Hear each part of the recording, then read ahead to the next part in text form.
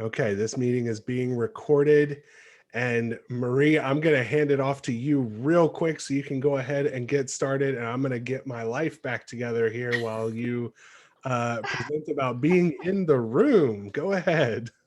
Fantastic. Well, thank you. Just as a heads up for all of you, I am currently in Boston. I didn't plan to be actually in my office when doing this presentation, but I kind of love that I am because of the topic. So I'm going to go ahead and share my screen here.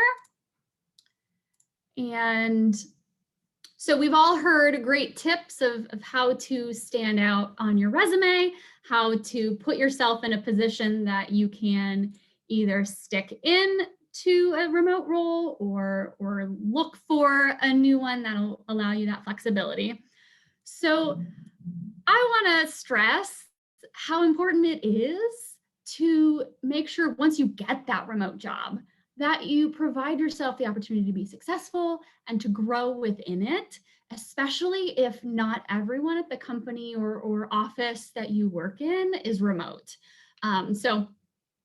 If we have any Hamilton fans in the meeting, which I'm hoping is everyone on the list, but really wanted to make sure that we are providing the opportunity for you to be in the room where it happens, even if you aren't physically in the room.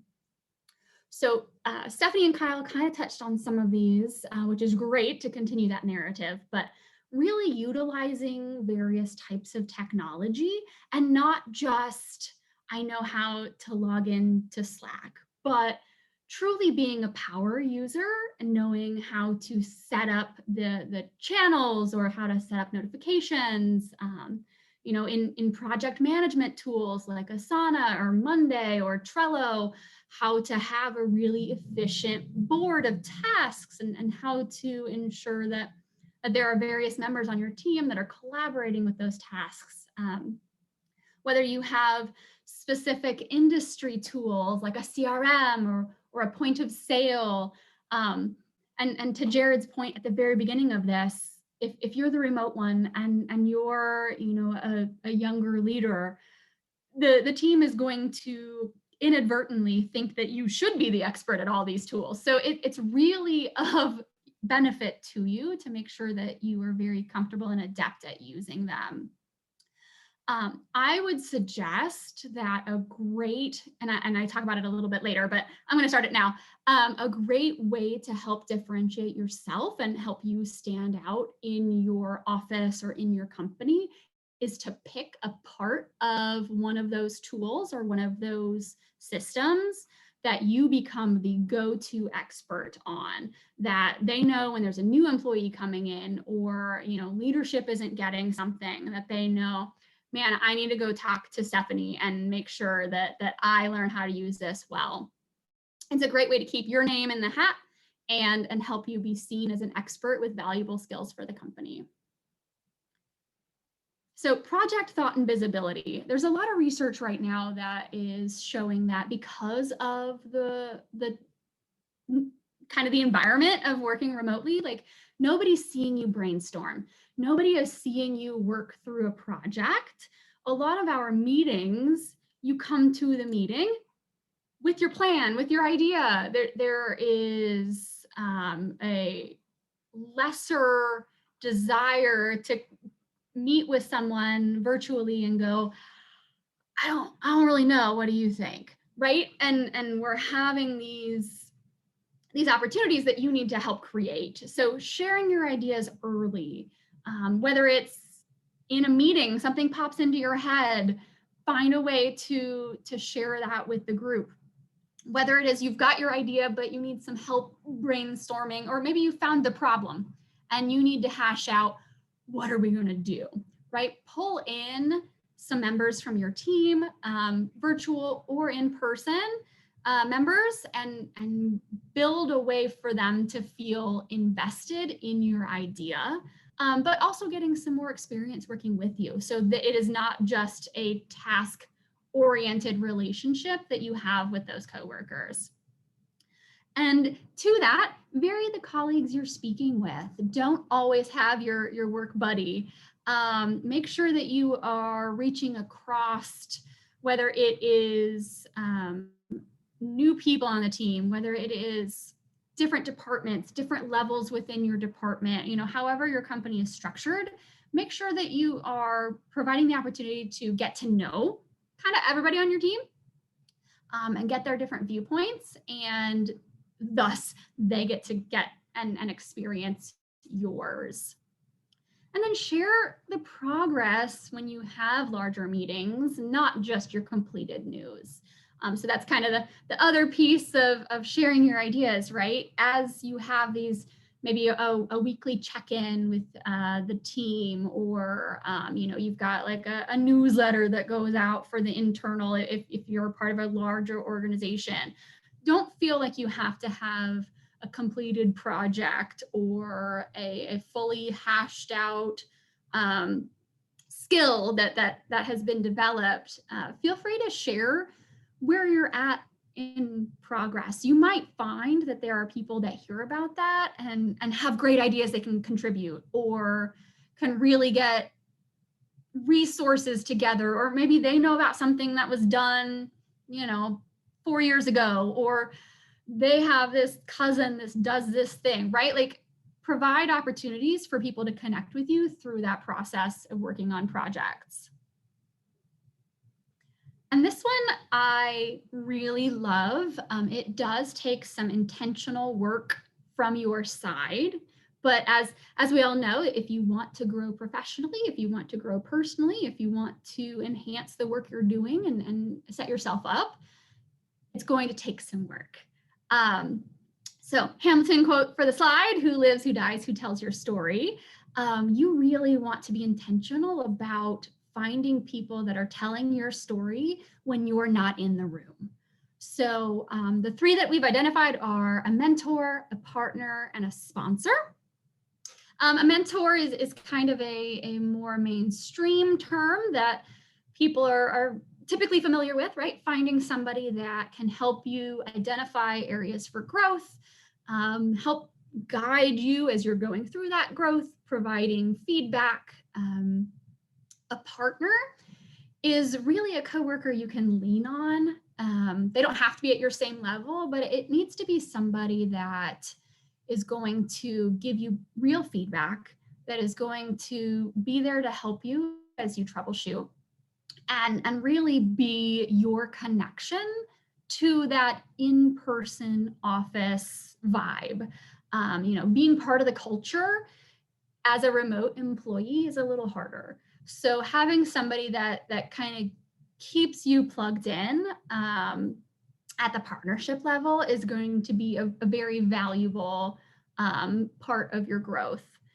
And for all of these, I definitely suggest that you let them know that they have this role, right? It's much easier to advocate for you and to have in mind that they should be doing these things if they know that you have identified them as a partner, and let them help you by you helping them. And then the last piece is a sponsor, and this can be leadership within your department, leadership within an adjacent department. Make it something relevant, but have it be somebody that you meet with more regularly, that you loop into some of your ideas more regularly, somebody that when the meeting is happening and it's a smaller group and it's mostly in-person people, or it's an off-the-cuff conversation at lunch one day, right? Somebody that is going to be in the room, that knows you should be in the room too. And this is a really intentional piece, and it's kind of a scary piece, right? To say, hey, and certainly with varying levels of leadership within an organization, you might need more than one of these. But somebody that sees your skills, sees your growth, and is going to actively try to make sure that when there's a new project coming through, or there's a problem that we need to get a task force together for, your name comes up. Personality. So this one can be a double-edged sword, and I definitely suggest finding what works best for you, but also going back to that mentor, partner, sponsor to kind of get a pulse check on if you're doing it right. Because as we know, people get hired, people get promoted if people like you.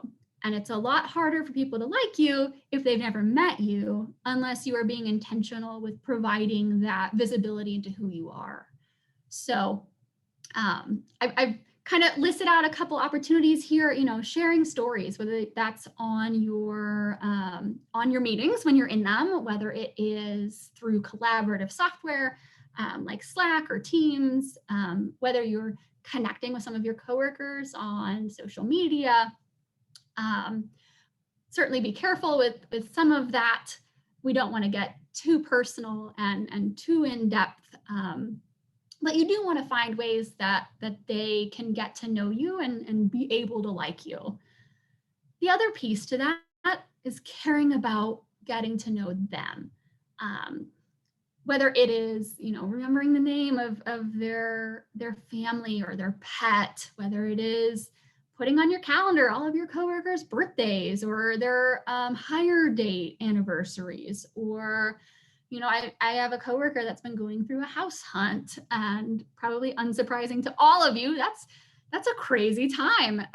So, checking in on them randomly Tuesday morning in between your meetings, like, hey, how's the house hunt going? Or I remember last week we talked about, you were having the inspection. How did the inspection go, right? Take small moments to find ways to connect and show that you are invested in who they are as a person, not just what they can help you with as you're doing your projects and tasks at work. In that, also checking in on people, working remotely and certainly working through a pandemic, living through a pandemic, surviving a pandemic, and then all of the things that come with getting on the other side of it, right? People have a lot that they are carrying right now. So checking in to say like I'm clearly not a therapist, but I want you to know that you've got someone that cares about you. And that random reach out is going to build a culture of thankfulness and surprise and building a place where you feel like your coworkers are there to support you and your coworkers feel that you support them. And then, like I said earlier, I was coming back to this point, picking a product or activity to really own, whether you become the one at your organization that is like the expert on alt text for your marketing materials. And people know I need to chat with Marie, or even better, they know I need to do this because this is Marie's thing. And so you level yourself up in an intentional way that gets visibility and makes people think of you when they are going through their work. My thing is alt text and time zones. My entire team knows that it is currently EDT, even though most of our clients are still saying EST. And so, finding ways to have that mental visibility is going to have people remembering remote person you, right? The other thing is don't hold back. We all know how easy it is to stay off camera and off audio in a meeting. But you have to remember, you're in a meeting for a reason. Your input is valued. Your insights are needed, or they wouldn't have invited you to the meeting in the first place. And the way you get invited to the next meeting and continue to be in the room where it happens is to contribute, whether that is preparing ahead of time with some questions on the topic, or maybe even doing a bit of early research on something. We're looking at conference swag coming up here in September. So coming to the meeting with, I looked up a couple, ideas of branded notepads or of like really cool stress balls, right? So that when the topic naturally comes up later in the conversation, it's look who's prepared. look who has something to contribute. Look who can help drive some of the planning process. And then the other piece is run some too. Don't be afraid, especially if you are one of the few remote employees, don't be afraid to be the one that calls a meeting, to get all of them together. Depending on your structure, it may require, scheduling time within a conference room for them, but they still get the Zoom link, right? So make sure that you are setting yourself up to be visible and actionable in the meetings, in the rooms you do get into.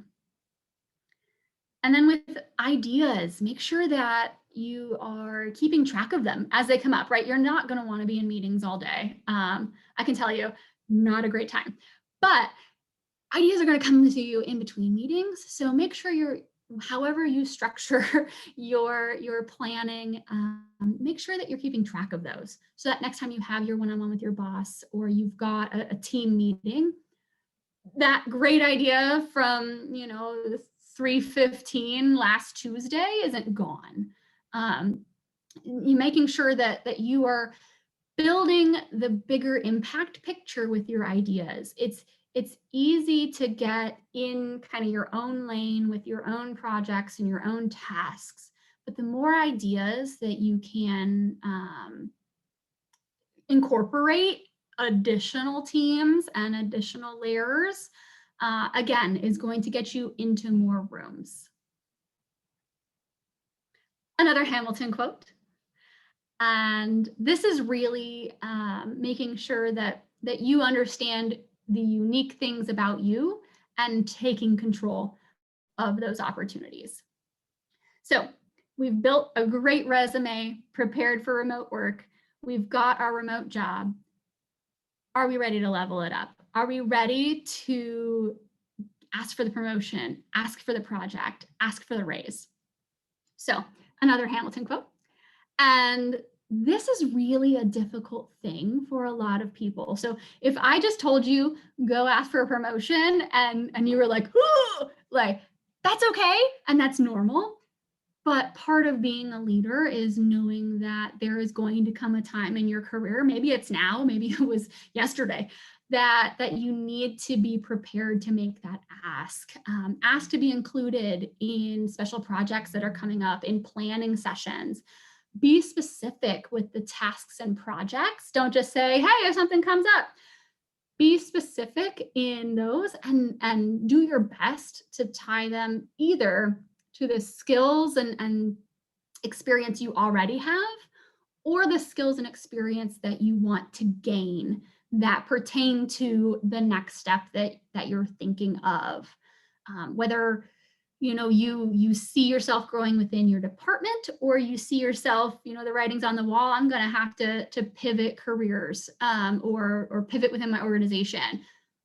There are relatable, transferable skills out there, and find ways to get those for yourself while benefiting your team if you can find them.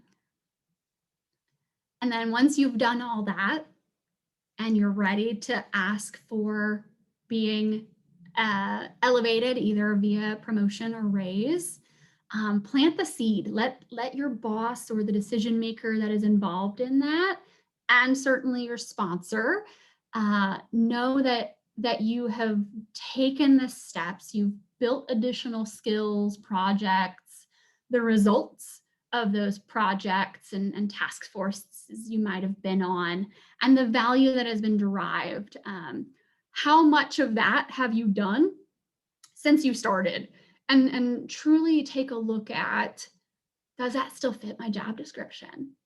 If it does, let's figure out what you need to add to make it, maybe you're just doing more of it, right? If it doesn't, then we look at, okay, how do we officially add those things I've been doing in the reframing of a promotion? Outline how the next level lines up, right? Is it just you get a title change? Does it impact the staffing across your office or across your department, right? If you get that promotion, are you vacating a vital process? Help them identify how, as a remote employee, things aren't going to fall apart, and let them see that. And then tie into the company needs and goals. This is really important because it's not just, hey, I'd like a raise, right? That's probably not going to happen. But you need to outline how giving you these additional responsibilities, putting you in more rooms, is going to benefit projects, it's going to benefit bottom line, it's going to benefit customers, right? And then schedule a follow-up with that person. Give them time to kind of noodle on it, to go talk to other pieces of leadership, to have some time to kind of think through, especially if there's going to have to be additional layers of staffing changes. Have time to follow up and get some feedback on whether or not they see that being a path you can take, and what those steps need to be to take it. So don't throw away your shot and keep working hard. And so then the growth plan for you here as a virtual leader, and for your professional opportunities is to leverage the communication tools, the collaboration tools that your company already has, or bring your own. It's certainly not unheard of to add in additional layers. A lot of tools have free versions that you can trial, and certainly, again, if you are going to be one of the few remote employees, find someone in office that you can collaborate with to identify if it's a tool that they will use. Create space for cross-location thinking and working. You've got a really unique position in that you want to make sure that people that are in office and people that are virtual are still connecting, whether it's with you or others, creating that culture of let's get various people together. Intentionally build your network. That mentor, partner, and sponsor, really take the time to make those people be part of your career and growth and skill development plan. Being true to yourself and fostering true relationships within your organization. You want to, especially for those of us that haven't left our house 24/7, it's important to have relationships beyond, hey, I've written this, can you take a look at it? So making sure that they get to know you and that you feel personally fulfilled with your team. It's also going to make it easier to get through some of the difficulties when you know that people have your back and that you feel heard, right? Take advantage of the meetings that you are in. Don't stay on mute. Don't just passively hang out. Find ways to intentionally be in the meeting, be active in the meeting, and maybe, I don't know, maybe volunteer to be the one that does the follow-up afterwards, right? Maybe you're the one that helps align everybody on these are the tasks we're all doing after this meeting. Find ways that you can inject yourself into those processes. Identify your project and career growth opportunities, and then go after them. Find out what you love about your job, what you want to grow in, and make it happen. Whether it's looking at job postings and seeing what some of the other companies out there are requiring of similar jobs, and then start working on making those part of your work responsibility. And then organize, prove your point, and start the ask. If you are going to look for a promotion internally, have as much information together as possible so that it is hard to say no. Certainly not being in person, you can't force yourself into somebody's office, or maybe you can, you just drop a Zoom link and they open it and there you are. But make sure that you have all of your ducks in a row so that when you do get some precious time with them, you've got everything ready to prove that this growth opportunity is important for you.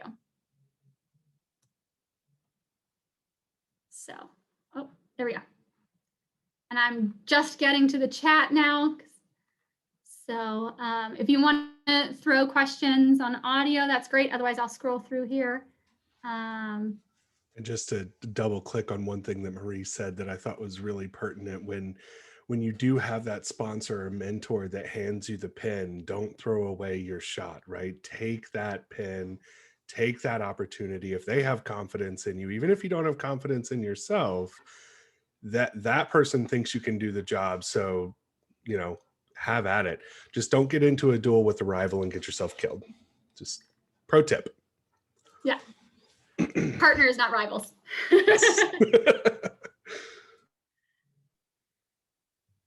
We do have time for a few questions. If anyone has questions for Marie, we can throw those in chat. I love some of the takeaways that people are getting. I'm also seeing on social, we're getting some posts there too. So this is great. Marie, do you have any recommendations for like a project management software that you use it for your remote team? Yes. So Asana and Trello are two of my favorites. I have landed on Asana. And I mean, it's a great tool for task management, and you can build out a board to identify where the tasks are. Some CRMs have tasks within them. We utilize Salesforce at PlatformQ, so we've got some task management within there. Slack is starting to get some integrated pieces, but I don't feel like it's there yet.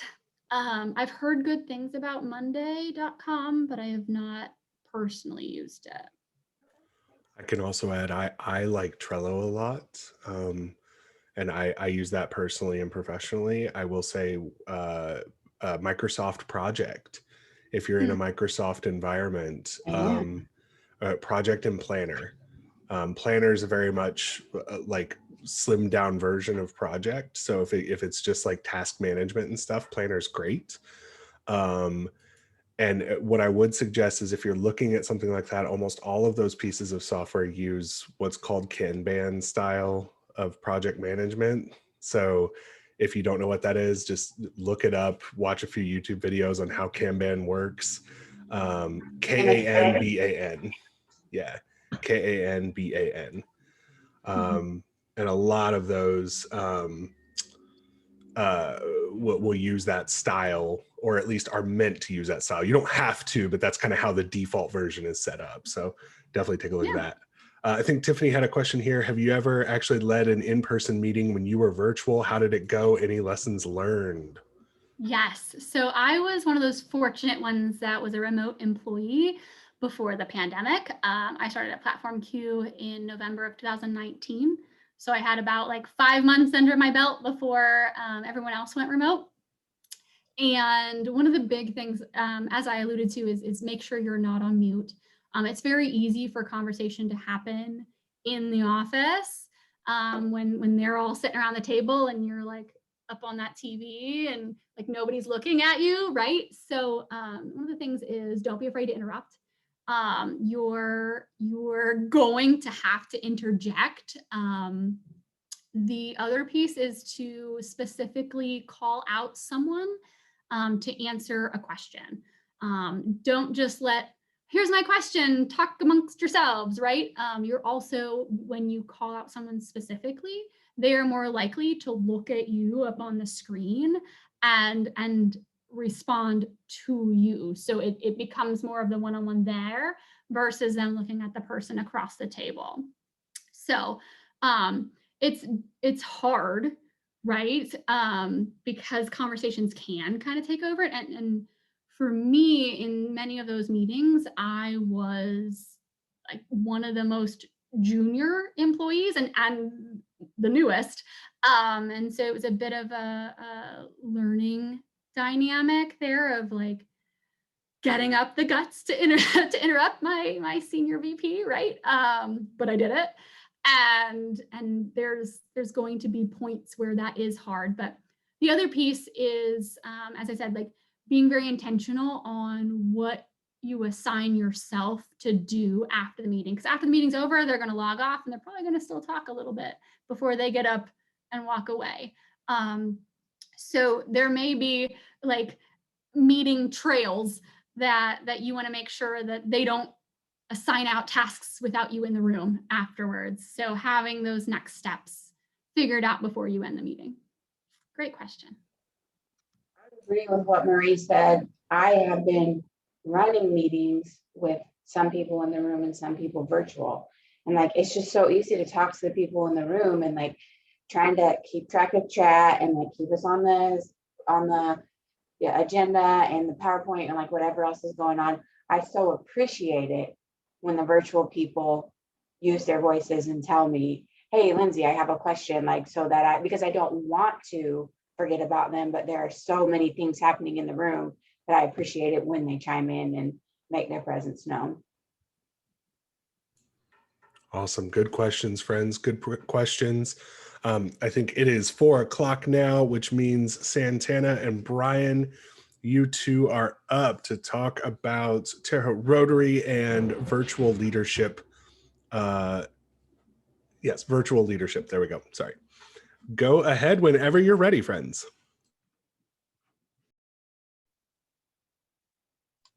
Can everyone see my screen? Perfect. Well, I'm Brian Horseman. Along with Santhana, I'm a member of our Terre Haute Noon Rotary Club, and we were invited here to talk to you a little about what Rotary is, kind of like what we do in the community and the leadership opportunities within Rotary on a local level all the way up to an international level. So we got a nice little icebreaker video for you.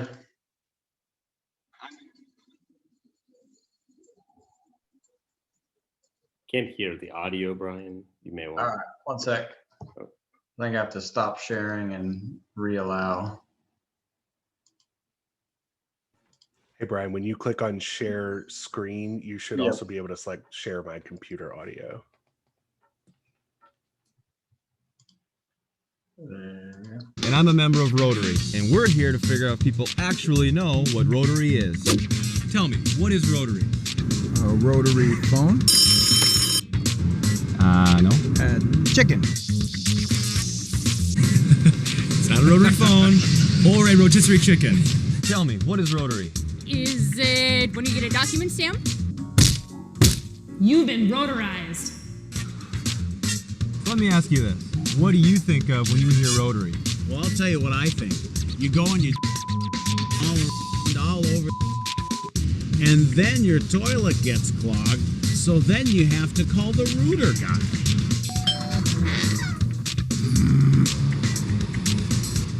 Do you know what Rotary is? Is it like a club? Yes, it's like a club. Do you know what kind of club? I picture a bunch of old stuffy men sitting around smoking cigars, drinking scotch. They're better for you.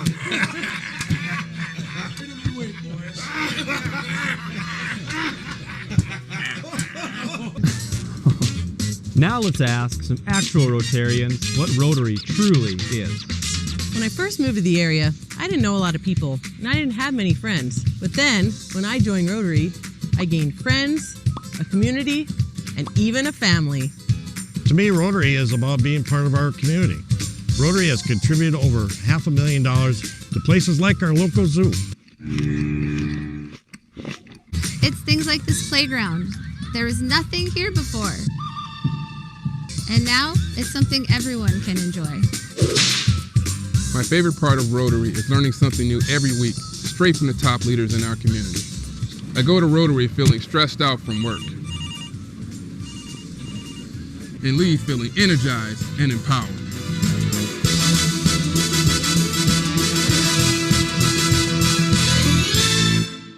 Rotary's about impact on a local, national, and global scale. Like this ballpark for children with special needs. And helping new Americans learn English in this classroom. Oh yeah, and did I mention that Rotary's working around the world on thousands of projects, such as eradicating polio and providing clean drinking water for millions of people. Rotary is where friends, neighbors, and problem solvers share ideas, join leaders, and take action to create lasting change.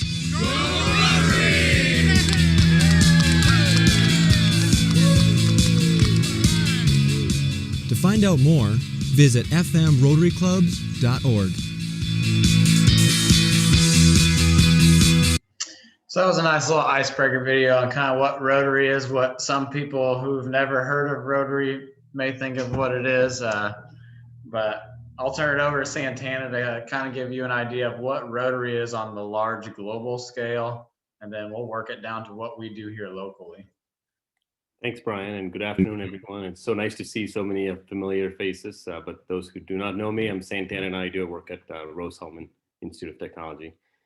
To piggyback on what Brian mentioned, what Rotary, I would define it in 3 different buckets, right? Like, so what you see on the left is the local clubs, and we have 35,000 of them around the world. And those 35,000 clubs are made up of Rotary International, which is really an administrative unit that facilitates a lot of the functions that happens. And then what you see at the end is Rotary Foundation to the right, which really is part of the big reason why a lot of people join Rotary. Now, our foundation is separate from the club and international. People are not expected to give to the foundation. You just are expected to pay the membership, but most often our members end up donating to the foundation, and I'll talk about that a little bit on how that goes on to impact. You can go to the next slide, Brian. So at a local level, I mentioned to you about 35,000 clubs around the world. We have 2 in Terre Haute. So Brian and I are part of the Terre Haute club, or some people call it the Noon Club, or whatever, downtown club. But our club meets on Tuesdays at noon. We've been meeting virtually because of COVID. Prior to that, we've always met, unless if it falls on a holiday in a given year. This year, and Brian has been instrumental in transitioning us to a hybrid model. So probably for a couple of months, Brian, wouldn't you say we've been back to meeting in person? Yeah, I think we've had maybe 5 or 6 meetings in person, but that was a big struggle for us as a club, a service club, to stay relevant, retain members and stuff like that, especially with an older population, of how do we get people involved, staying virtual. That was one of the big things with Zoom, helped out a lot. Had meetings just like this, kept our Tuesday meetings going, and then we're able to do a few small projects along the way. Right. And so now we have some people joining virtually, most of the people there in person. And Brian will talk a little bit about our club and demographics and size and so forth here in a few slides. Then we also have so our other club, because I'm trying to be non-biased and not just recruit for our own. If you're involved in Rotary, I should mention that we also have a Terre Haute South Club that meets on Thursday mornings. They've been meeting now at the Holiday Inn. I would say, no 2 clubs are alike in the sense of personality. We've had some people that go to the morning club and come to noon and go back to morning club and vice versa, so I think I would just encourage you to check out Rotary as a whole. You can go to the next slide, Brian. So just to give you an idea, like I mentioned, Rotary was started actually in Chicago. That's where the headquarters is, 110 years ago, and has grown to be a nationwide thing. And we have about 1.2 million members, and our overall cause, you can see the 6 bullets listed there. Those are the main causes of what we're after. And so when you're part of the organization, you can support any of those causes or just one cause, whatever might be of interest, but it's really not all the countries. You can go to the next one, Brian. Then I mentioned to you about foundation earlier. And so one of the things that we're especially proud of the Rotary Foundation is the fact that 92% of the funds you give goes towards helping, so the administrative cost on that is 8%. So it's got 4-star Charity Navigator, one of the highest levels. And you can see 2 years ago for fiscal year 18, overall worldwide Rotarians donated about $87 million. And if you look at how much people have given totally, is over $4 billion so far. One of the prominent people that had been a big supporter of some of the causes had been Bill Gates, or the Bill and Melinda Gates Foundation, who's been a supporter of several $1 million per year in eradicating polio, which is one of the top reasons you see in red that we've been supporting. Then if you go to the next slide, I just have one more to talk about. I talked about at an international level how we're set up in the foundation. The reason we called it out is that even though Brian's going to talk about the Terre Haute Rotary clubs, we're organized into these districts, as we call them. So there's about 32 clubs in Southern Indiana, and then there's about 31 districts in 11 states make up a zone. So about most of the Midwest, I guess, or down all the way to the South. The reason I bring this up is as a district or zone, Rotary is involved in a lot of other partnerships with other organizations. So for example, Toastmasters is one that Rotary and Toastmasters at the zone level have paired up. So you can be a part of Rotary and benefit from Toastmasters and vice versa. All righty. Yeah, so Rotary is definitely larger than just what maybe you see locally. Even just this last week, I was visiting my brother in Colorado, and there was 2 statues next to the park, and they had a Rotary symbol on them. So that Rotary symbol you may have seen many places without noticing it, but they do a lot of great things. And like you said, every club is slightly different. I know the morning club, they're probably about 40 or 50 members. Our afternoon club, we're probably around the 130 members. So there's different traditions. We have a few members when they travel for work overseas and stuff, they'll stop off in a Rotary club. So you can always jump online, see what meetings are happening in what cities, and always welcome to join any Rotary meeting across the world. So it's been interesting to see them come back and tell stories that they're in Germany for a school trip and they stopped off and had a Rotary meeting and what the differences can be. But here at our Terre Haute Noon Club, like Santhana said, we meet every Tuesday at noon for fellowship and then just learning about what's going on in our community. So we have a programs chair. We try to put together good, high quality programs each week about what's going on. So we had like Greg Gibson on the other week. Senator Ford's coming on next week. So they're always different, and we try to keep it lively for what's going on in the community. So that'd be our Tuesdays. A lot of networking gets to go on because we'll sit there, eat lunch. We have about 20 minutes of just chit chat, hang out with people in the club, get to know each other. And then outside of our meetings, we have a grants committee. So part of our dues goes into our fund, and we give away probably between $7,000 to $10,000 a year. So we'll have a meeting on that once a year. People can write in from grants, usually a couple $100 to maybe $1,500 range. So we'll give out like 10 or 15 grants a year to local charities and things that meet the needs. So there's things like the Boys and Girls Club refrigerator gone out one year. So we bought them a new refrigerator with this grant money, things like that. And then we go on to the community service aspect. So we do numerous different projects from Rotary Reads, as you can see in this bottom picture. We'll have Rotary members once a month go to an elementary school and just read a book. So they'll partner up with a teacher at an elementary school. We've had people go every 2 weeks just because the teachers love the interaction and the consistency. It's the same person. So that goes along the school year. We'll probably have 40 or so members go into the schools and read to students. Dictionary project, we give out, every 3rd grader gets a dictionary every year. So we partner with the Community Foundation on things like that. You get your trash cleanups. We partnered with a non-for-profit called Sleep in Heavenly Peace to build beds for children in our community that don't have beds. So anything and everything is really an opportunity for Rotary to partner with. So it's a bunch of great members that are looking to do good and network with each other. And I'll tell you a little of how I got involved. So our company was in Brazil, Indiana. We moved over here to Terre Haute.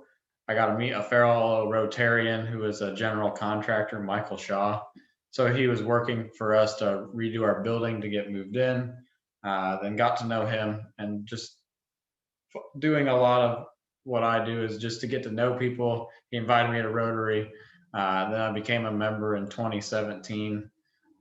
Shortly after that, after helping out with the technical setup and things like that, I got inducted into our Sergeant at Arms.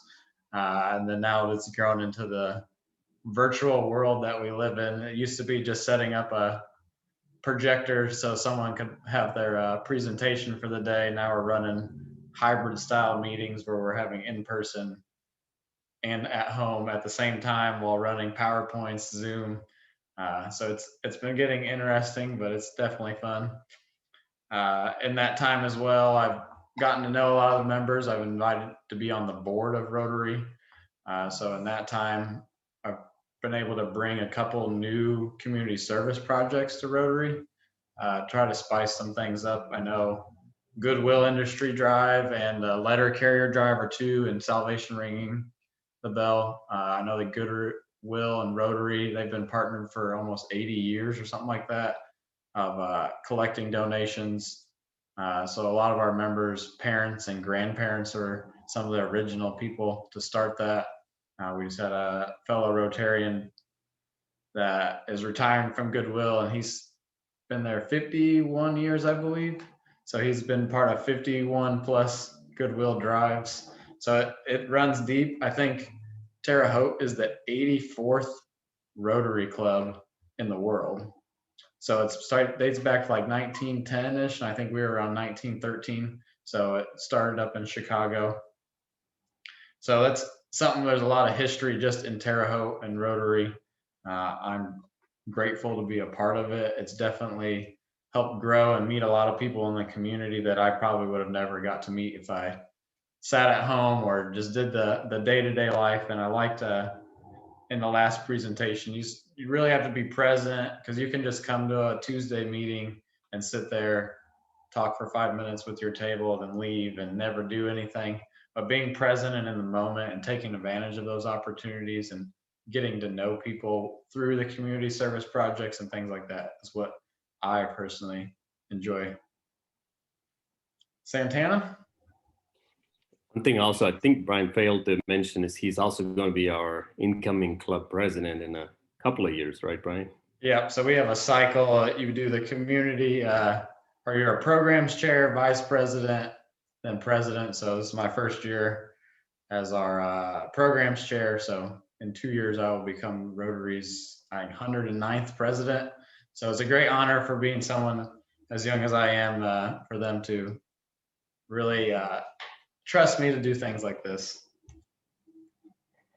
Yeah, and I guess if I can add, part of my story is, in a lot of ways, I see a lot of similarities between Brian and I, and kind of how we've benefited from Rotary, and except Brian's probably 20 years younger than me, but I started in Rotary, gosh, like 2004, 2005, but just like Brian, I just wanted to get involved in the community and meet some friends and build some professional connections.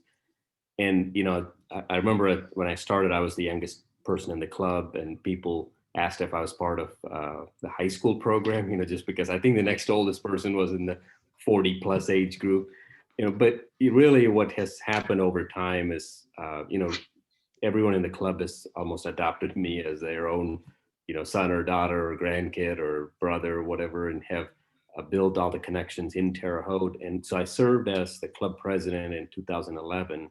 And just like what Brian said and Marie said, one of the things I appreciate about Rotary is, if you are present and if you want to make it more than just going there to listen to the two-stage speaker, there's a lot of opportunities beyond just the Terre Haute Club. And so after serving as the president, I served as the assistant governor for Rotary, and then just this last year or 2 years ago, served as the district governor. And so that meant, like, for all of Southern Indiana, there's a person that you kind of oversee and help facilitate all the clubs. And so what that really helped me, I feel like, being in a leadership role in our club, or really in our district, as probably all of you know, in managing volunteers is probably one of the hardest jobs, since it's, and I feel like you learn a lot that you can actually take to your professional world. And so that's probably what trying to manage a group of 100 volunteers locally, or 1,800 volunteers in Southern Indiana, is a good lesson, and probably is another MBA, I guess, in addition to going to school to get an MBA. So I think in that sense, in some ways, I feel guilty that I benefit as much as I put into it. That it's supposed to be a service club and helping others. But I am also involved in the youth exchange program that I've helped. And so if any of you have passion in some of those areas, so we send out high school students abroad for a full year. That's really almost like a minimal cost for the families. Most of the cost is taken on by Rotary. And so I've been coordinating that for 10 plus years. And it's always kind of good to see hands-on experience of young adults from our community that we send abroad for a year, and how much it changes them living in another country and vice versa, and hosting them here in Southern Indiana. So that's probably my most favorite Rotary moments of all of what I appreciate the most. And so that's my story. And I think Brian and I want to leave you with, I know your time is valuable in today's world. You're being pulled into different organizations. And so we'd appreciate you coming to Rotary and noon or morning club, either of those clubs, and giving us a try. But this is probably a good message to leave you with of why I consider Rotary.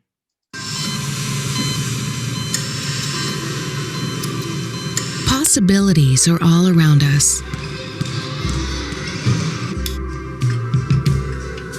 Everywhere we look, we see opportunity. We see potential in unexpected places. And when we share our knowledge, vision, and connections, we turn great ideas into action. In communities all around the world that we call home. Like transforming an old bus to feed hungry children, or providing life-saving equipment to those who need it most. From fighting disease to rebuilding schools, together we can make real change happen. We're Rotary. We are people of action. Get involved today at Rotary.org.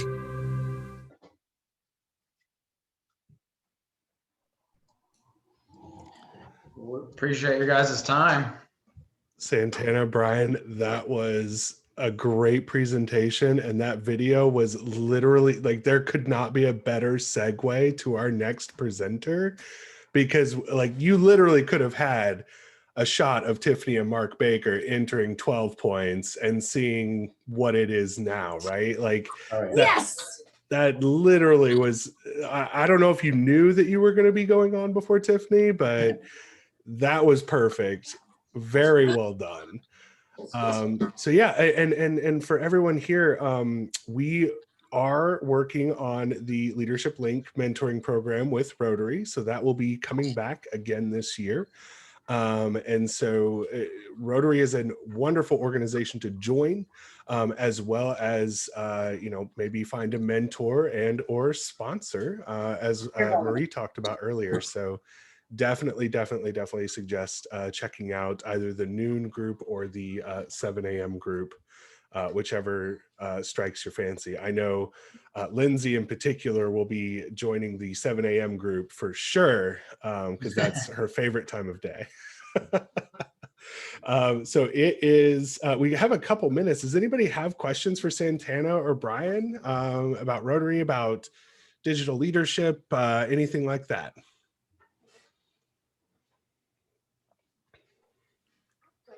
Chat or audio is fine.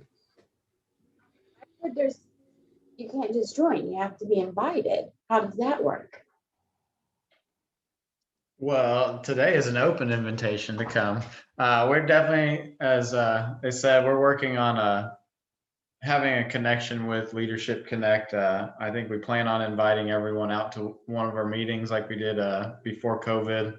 That's definitely put a little damper on things. The mentoring program that we tried starting, I think that was right at the new year when COVID was gearing up. So we look forward to having some genuine connections where maybe we can do a service project together, and that way everyone can get to know the members of each club, things like that. Because I'm sure most of us know each other throughout the community anyways. But just going along that, and currently we had a donation by a member of ours that he'll pay half of your dues for the first 2 years to join the Noon Club. So I think he's donated quite a bit of money for anyone under the age of 40 that wants to join. So that's something else, but definitely an open invitation to reach out to Santhana or I. If you want to come to a meeting, just let us know. We'll gladly be your host so you can come see what it is. If you want to do the 7 a.m. one, I can get you in touch with someone there as well. Ryan, that is huge. That is awesome. The level of sponsorship and engagement with Leadership Connect that you all are providing, that's absolutely amazing. And I love how you just kind of threw it out there nonchalantly too. Like, yeah, this is just a thing that we're doing. It's just, half for 2 years. It's fine. Not a big deal. Yeah, that's awesome. That's really, really cool. I think there was a quick question here. What is your favorite community project you have participated in with Rotary? Let you answer first, Santhana.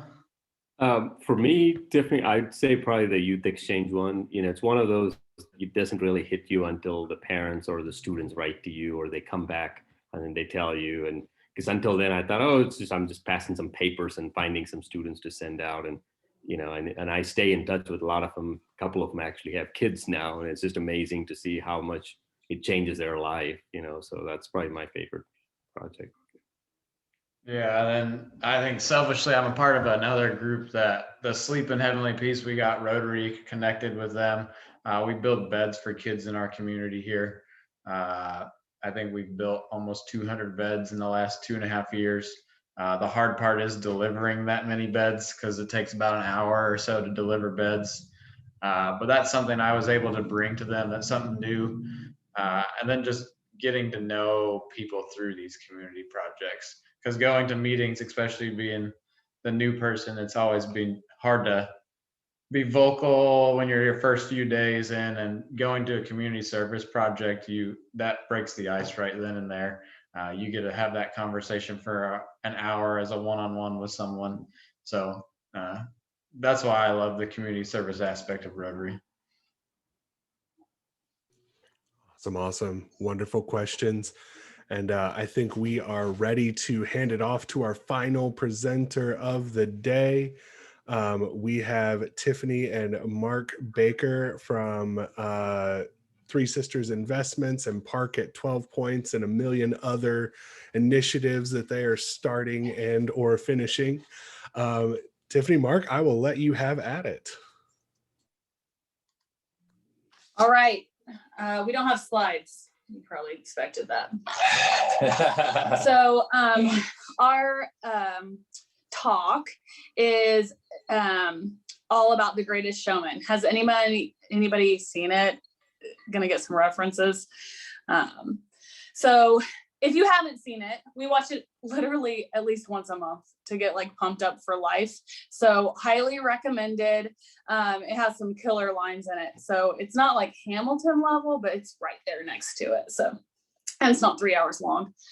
So really we're just here to like say like, wake up, like that thing that you've always wanted to do, just go and do it. And so we are doers, and we're also cheerleaders. So I think that's why we're here today, is to just encourage you to stop just thinking about that thing that you want to do in the community to fix it up, and to start doing it. So whether that's planting flowers, just getting to know your neighbors, calling the city about some broken sidewalks in your neighborhood, painting some crosswalks, buying a blighted house that's in your neighborhood and fixing it up, selling that house to make some income and to get some cool new neighbors, or even keeping that house that you fix up, renting it, and then giving yourself some passive income so that maybe you can just quit that job that you don't like and be in your pajamas at noon, for example. So for us, I like telling people that we are not millionaires. We do not have $1 million, but we've redefined rich. So we don't, money doesn't incentivize us. We are in control of every one of our minutes. We're here because we want to be. You guys are actionable people. We like you a lot. And so I know that the connections we're making here with Leadership Connect are going to result in some tangible changes in West Central Indiana. So that's super exciting. So I want this to be an interactive conversation. So if you have any questions along the way, type them and then we'll try to get to them. But we want like questions and comments and all the things. But I also want to see if each person here could at least answer the question, what would you change about West Central Indiana this summer? And so you're allowed to list between 1 and 100 items. And then I really want you to think about, you know, how you can actually be that change and actually make that change this summer. And what you can do today to be that will make our little part of the world a little bit better tomorrow. All right, so Greatest Showman. So I'm gonna just, we literally watched it the other night and went through the lyrics of every single song in the movie. And so I'm just gonna, the lyrics that we liked out of each song, I'm just gonna like post them in the chat and then we'll kind of talk about them. So the first one is called The Greatest Show. So that is there. And so I already said that thing that you've always wanted to do, just go and do that thing. You have everything that you need now to get it done. Like I said, my thing is that I probably don't have the answer or the know how to get something done, but I know who can. And so I am a connector. So even if you don't think you have everything you need to make whatever change you want to make, I can at least point you in some directions. So always feel free to reach out to me to at least like point you to somebody else at least. And then don't wait for perfect, because perfect doesn't exist. And with that, obviously, analysis paralysis is kind of a big thing that we, try to coach people through often. Is like, sometimes you can sit and you can, consume all the knowledge, information that you can about something you want to go out and do, but never actually take that first step of just going and doing. So, don't wait on perfect, because there is no perfect moment. Just go and do it. So then the next one, you guys kind of already referenced, is that 1 million dreams. And so let me try to figure out how to put this in the chat there. So, we bought these big old buildings in 12 Points, and now people think like, oh, what a great idea. But when we bought them in September, they were gross and scary, and they'd looked that way since I went to North in 2004. And so it's only because other people have the same dreams for the neighborhood that this thing is happening. This is not a one-person show. This is a group of like-minded community members coming together to make some tangible change quickly. And so an example of that, do you remember all that rain we had this weekend? It rained in our building into that new vinyl record shop. Like, we got a call, like we were having a nice little breakfast with our family on Saturday morning, and got a call from Eleanor, who opened Local Vinyl. And she was like, hey, I'm checking my cameras and there's like inches of water on the floor of my store. So Mark freaks out and runs out of the house. And I'm like, did a tree fall in one of the houses? He was like, it's 12 Points. So by the time he got there, she's in the middle commercial space in the PARQ building. And we started like squeegeeing and mopping and trying to get all this water Pumping out. water out. And we had people from Sun Spice Company on one side of her and Firm Fresh on the other side of her, and then us. We were all four groups working together to get this water out of her space very quickly. And it was less than what, 20 minutes, 30 minutes? Yeah. Where it was like to attempt like a nice 20 place. or 30 minutes of mayhem. And it was then but afterwards, all of us have reflected on that moment where we all came together. It was not Eleanor's problem. It was not the Baker's problem. It was a problem for 12 points and for our neighborhood, and all of us came together and helped each other. And that's exactly what we want to see more of. The other one, "It's a million dreams," is this quote that we like so much. There we go. And it just talks about just dreaming, right? So whenever we teach Financial Peace University, one of the things we ask people is like, hey, define your dream life. Let's talk about it. What does that look like? And I think some people are just kind of on the wheel, grinding out every day, that they don't stop to think about what they actually want in life and what they actually want in their neighborhoods. And so I think that that's a really important step that people mostly don't take. So take the time to dream, and then take the time to actually figure out how to make that an actionable thing. One of my coworkers in Japan used to say, man, if I could do anything, I would just have a farm in Ohio and just live there and grow some flowers and some vegetables. And I was like, how much does that cost? Like, why are you waiting at all to do that? Why, if that's your dream life, what are you doing in Japan? And she's like, oh, I've never actually thought about how much it costs. I'm like, I think you got like $60,000 to like go make that happen, go buy a house. And that was a very attainable dream life. So she had allowed herself to dream, but she hadn't allowed herself to actually make any steps towards it.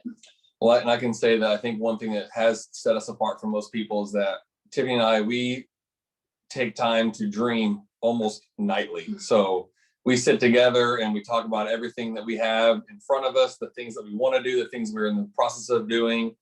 And our path is ever changing because we constantly dream, but we're constantly defining very, very specific targets that we know we can aim at. We're not just very vague about what we want to do or what we want to see. When we dream, it's very clear to a point where it's in front of us and it's already happened in our eyes. Like we already see it. So it doesn't matter what your dream is or what your dream life is, how you define that is okay. Whatever it is perfectly acceptable. Life is not a trial run. So take a bet on yourself, take action every single day to achieve your dream life. You get one time around on this world. So the next quote or stuff is from the song Come Alive. And I love this song so much. And, he just says, because you're just a dead man walking, thinking that's your only option, but you can flip the switch and brighten up your darkest days. Sun is up and the colors blinding. Take the world and redefine it. Leave behind your narrow mind. You'll never be the same. So when we worked in Japan, we had some of the easiest stress-free jobs that we have ever had in our career. So I was an accountant and Mark ran banks, but my alarm clock still went off at 4:45 Monday through Friday. And I still had to wear business casual clothes that I did not like. I still had to wear a tie and I hated that. And I still had to attend meetings that I thought were boring. And I still had to ask permission. I still had to ask permission from another adult for me to take a vacation with my family. So there were a lot of things that could have been better.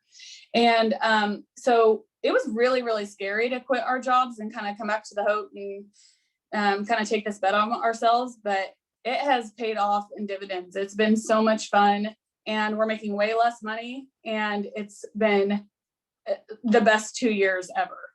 You feel pretty good about that? Yeah, I agree with that. Okay. Now, real quick, one of the lines of that song that she just posted was you can flip the switch. And honestly, for us, the switch that we flipped was when we realize that time is the most valuable asset that you possibly can have, because you do not know how much of it you have, and it's so invaluable because it can run out at any moment. So literally do the things that you want to do every single day while you got some time left in the bank, because you don't know when it's going to run out. So that was our switch. As soon as we had that realization, I'm like, wait a minute, time's way more important than anything else on this world, because like, you don't know when, how much of it you got. We came alive. So when we woke up and tried out this new life, we gained confidence in ourselves, in our relationship, in our family, and even in our business savvy. So we both have MBAs, but we were using them, to make some spreadsheets before, and now we just make some connections. But I don't think we're scared of anything. Like, we know that we're strong enough to handle whatever life throws at us. And we're just excited now because we're living life on our terms. So we want that for you. We want that for everybody. Connections over spreadsheets. Thanks, Jared. So like Mark said, we continue to dream. We continue to meet some of the coolest people in the Wabash Valley. We want whoever is on board to be part of this revolution. I am looking for people who want to make serious changes. I think that Terre Haute is on the cusp of a lot of growth and something really great. West Central Indiana in general, but specifically Terre Haute, I think, is large enough to attract some really great talent, but small enough to allow for an individual to make some great connections very quickly, and make a name for themselves just by making some changes. And so it's really, really great to be back. Yeah, Jessica, Uptown. So that's the new way to describe the North Side. I'm just throwing that out there. This is the new marketing for 12 points. So then in the song The Other Side, he says, it's the scene where the story of Greatest Showman, I guess I should backtrack, is about P.T. Barnum building the circus. And so he's trying to bring on this partner who does plays for like fancy rich people. But so the guy's saying like, hey, I don't really want to do that. Living my life, it's going great. And then Hugh Jackman, who plays P.T. Barnum, says, but you would finally live a little, finally laugh a little, just let me give you the freedom to dream, and it'll wake you up and cure your aching. Take your walls and start them breaking. Now that's a deal that seems worth taking, but I guess I'll leave that up to you. And that thing that I think it was Marie when she said that you are in charge of you. That is exactly right. No one is going to make these changes that you want to make for you. So you have to take ownership of that. So like when we came back to Terre Haute and those big old buildings in 12 points, and we said, man, somebody should do something about that. Guess what? We had to be that somebody. We could not find that somebody.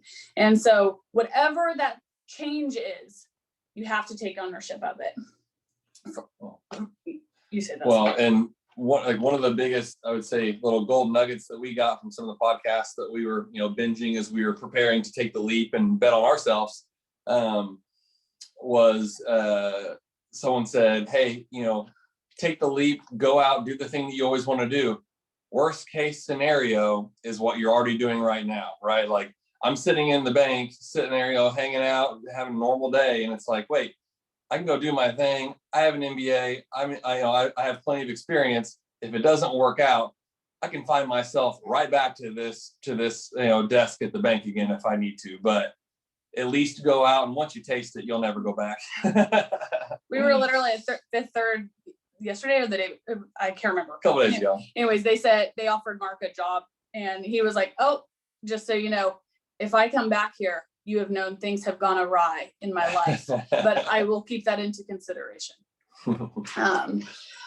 So then the next song is Never Enough. And I liked this quote from it. Here we go. And essentially she's just saying that, money and things are not what should actually drive you. One of my favorite things we heard in our FPU class was a lady said, I'm here because I want to stop shopping. You never see a hearse with a U-Haul behind it. And I was like, bam, that's right.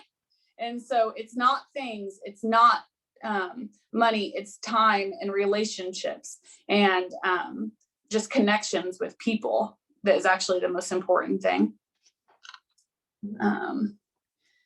So one of the other scenes is that P.T. Barnum and his crew is meeting the Queen of England, and the most famous opera singer in the world is there. And P.T. Barnum tells his partner, he's like, who's that? And the partner goes, are you serious? That's the most famous opera singer in the world. He's like, never heard of her. He said, go up and introduce me. And he said, I can't introduce you. I don't know her. He said, sure you do. You just said who she was. And he said, you're personable and she's a person. And for us, that was like a really defining moment to say, like, people are just people. Do not be scared to go up and make connections, connect with them on social media, walk up to them in public and make an introduction, and remember their name.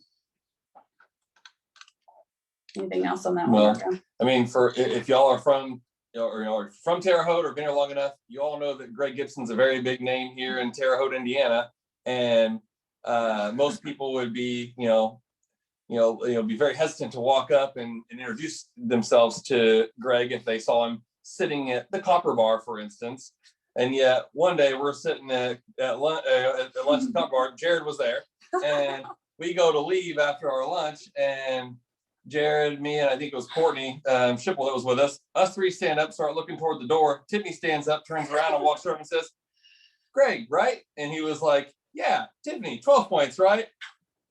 She just was like, hey, I was like, yes, it's me. Yeah, it's you. Just another person. But and she then just turned I right did over that. and went right to him and was like, yeah, I'm Tiffany. I'm like, no, most people wouldn't just do that.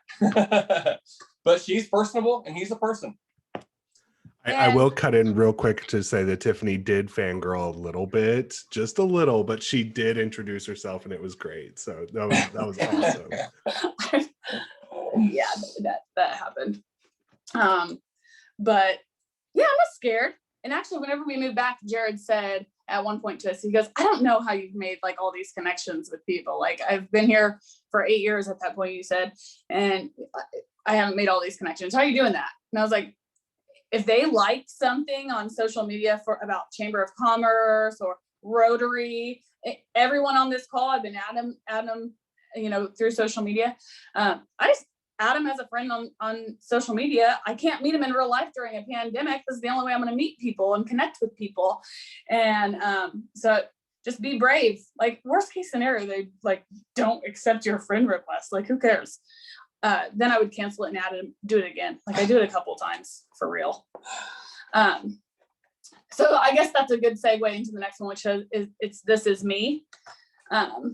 This song I love because she says, when the sharpest words want to cut me down, I'm going to send a flood, I'm going to drown them out. I am brave, I am bruised, I am who I'm meant to be. This is me. Look out, because here I come. I'm marching on to the beat I drum. I'm not scared to be seen. I make no apologies. This is me. And so in the movie, there's this negative review that's posted in the paper about P.T. Barnum's news show, right? And the reviewer calls it a circus. And he's like, oh, circus, I like that. And he said it has a ring to it.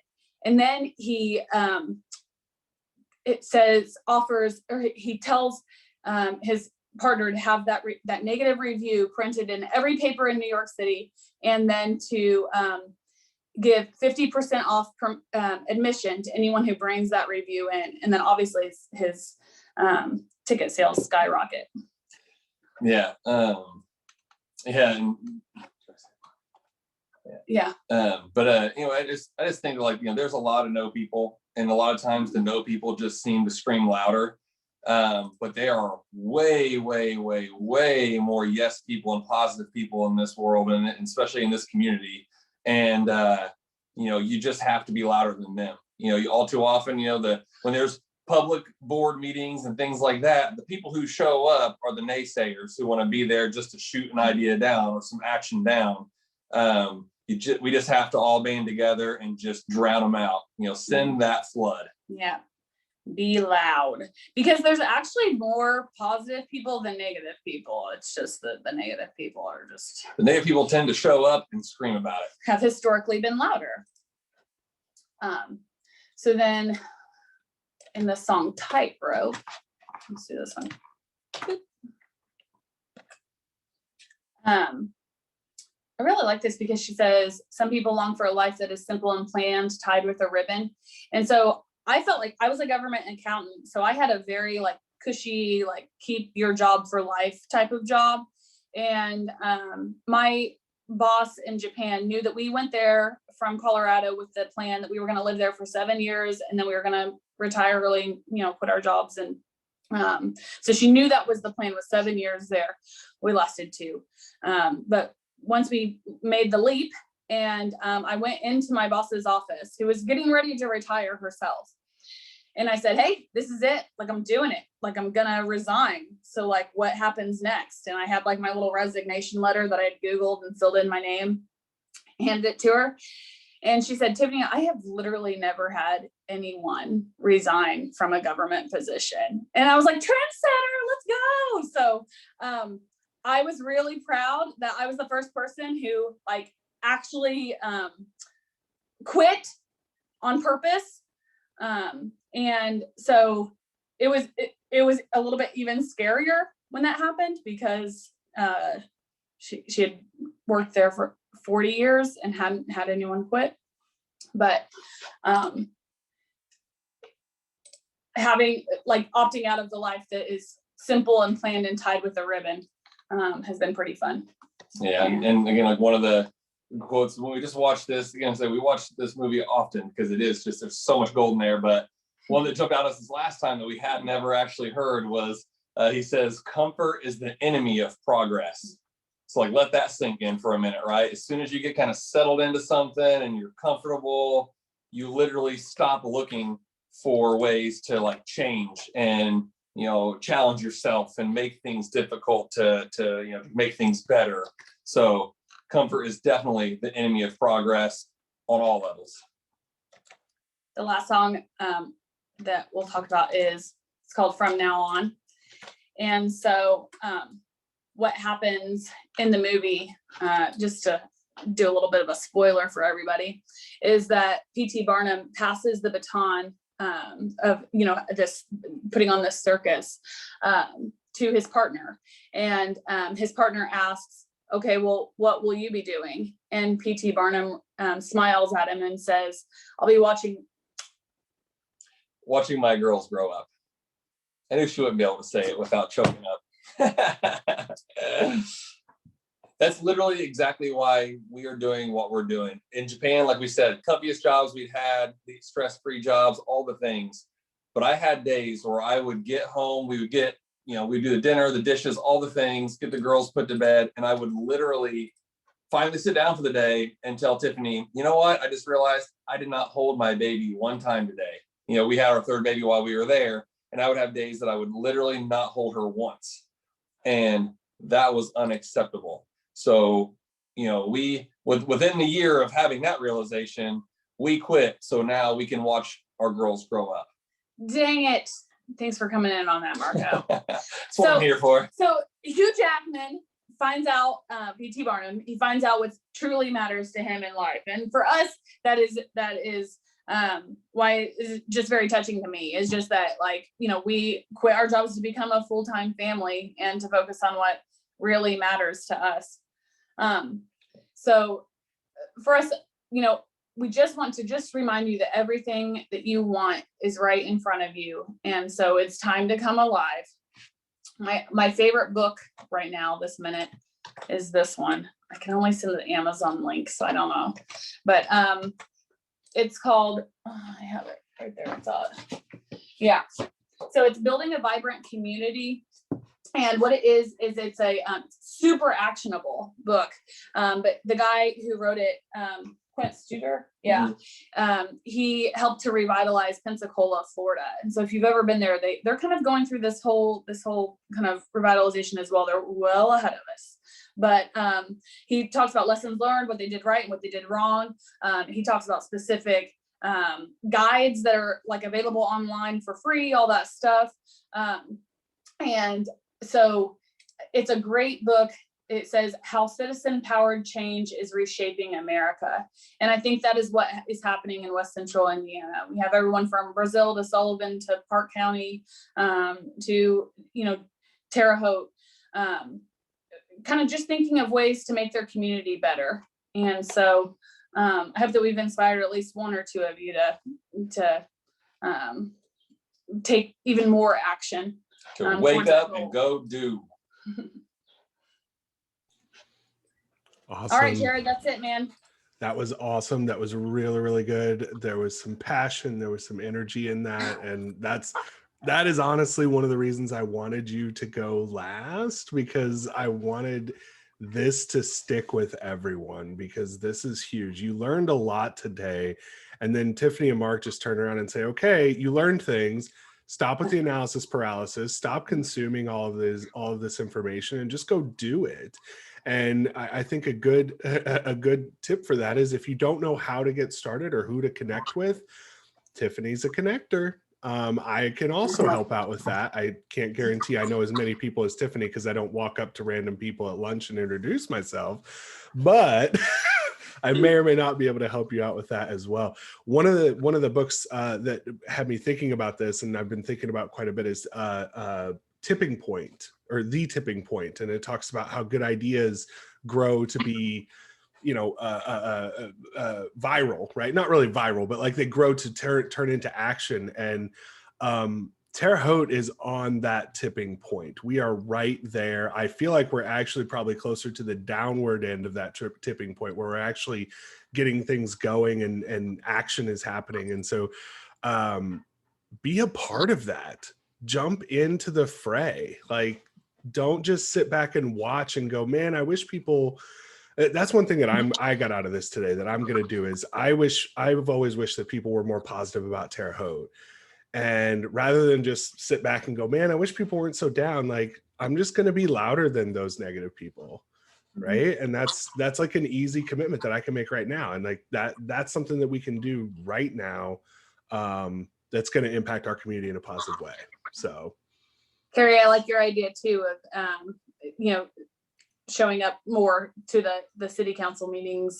I think, Jared, you talking about the negative, the no guys, they've been there forever. They're so boring, right? But they're super loud and annoying. But one thing I've committed to is just not giving them a platform at all. So if they say something negative on anything on my social media, it immediately gets deleted. You do not have freedom of speech on anything of mine, not up in here. And then also, if you say something negative, I'm not going to repeat it. So I'm not going to give you a voice forward about it. So I'm not going to say, well, somebody said blah, blah, blah. They don't like that because nope, we're not giving them a platform anymore. awesome, friends. Awesome. This was a really, really good Q2 workshop. I will give hats off to Marie, who really put this together, planned it out, and got a lot of our speakers involved. So definitely, if you see her, she had to peace out because she's in Boston, just doing Boston things. But definitely hats off to Marie for taking care of that. It was awesome. And thank you all for coming. We really, really appreciate it. We will have a Q3 conference. I don't think I can tease a whole lot about what Q3 will be, but I know it will be very, very good. And I'm very, very excited for Q3. I think it's going to be a lot of fun. So definitely come back for Q3. And yeah, Tiffany, if you want to throw your handle in there for social, you could do that too. Just make it easy. And if anyone wants, has any ideas for development, anything like that, we are happy to take those as well. If you want to get connected with Rotary and you missed the emails, shoot me an email. Mine's pretty easy, Mr. Jared L. @gmail.com. and I can definitely connect you. And if you have a great idea, connect with one of us and we will get you plugged in and get action started. This was recorded. Check out the Terre Haute Chamber of Commerce YouTube. We will get this up as soon as we can. Thank you all very, very much for coming. We appreciate it and have a wonderful week. See y'all.